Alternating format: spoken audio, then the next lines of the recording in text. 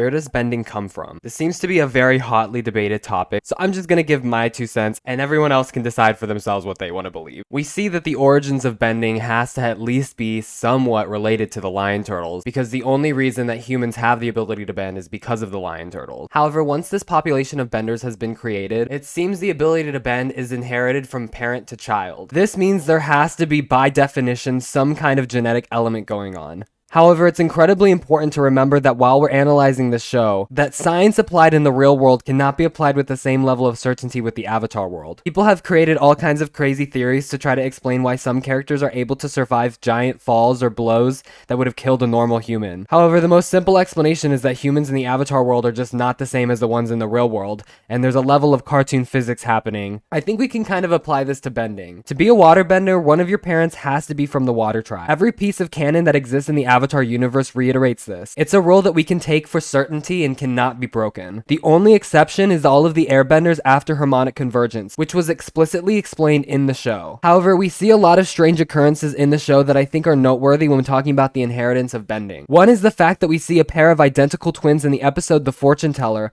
one an earthbender and one a non-bender. It was confirmed from one of those pesky old Nick.com articles that these two were in fact identical and not fraternal, meaning that bending strictly cannot be a genetic trait, because twins are genetically identical. On top of that, every air nomad we see in the series before the air nomad genocide is an airbender. Unlike all other nations, there are no non-bending air nomads. However, does this even make sense genetically speaking? We know that the air nomads would have intermixed with other nations if they chose to leave the air temples. So where are all the half air nomads, half Earth Kingdom airbenders? Bolin proves that you can be genetically Fire Nation, but still be an earthbender if your parent is an earthbender. But for some reason, this doesn't seem to be the same case with airbending. Does the airbending gene just function differently than all of the others? I believe there is something deeper than just the genetic component to bending. My initial thought is that there has to be something with chakras or chi. Bending can both temporarily and permanently be disrupted by manipulating the chi in one's body. However, most of the time, chakras are unopened and must be opened by an individual through confronting their inner emotions. Each chakra deals with a different concept and is blocked by a negative emotion that holds the individual back from allowing the chi to flow through these chakras. This can explain why Aang and Korra struggled so much with earth and airbending respectively. Therefore, maybe the twin in The Fortune Teller was actually an earthbender, but hadn't had the necessary conflict to unlock his earth chakra yet. And perhaps the air nomads culture emphasizing detachment meant that the entire population was capable of airbending because they all had their air chakras unlocked at an early age,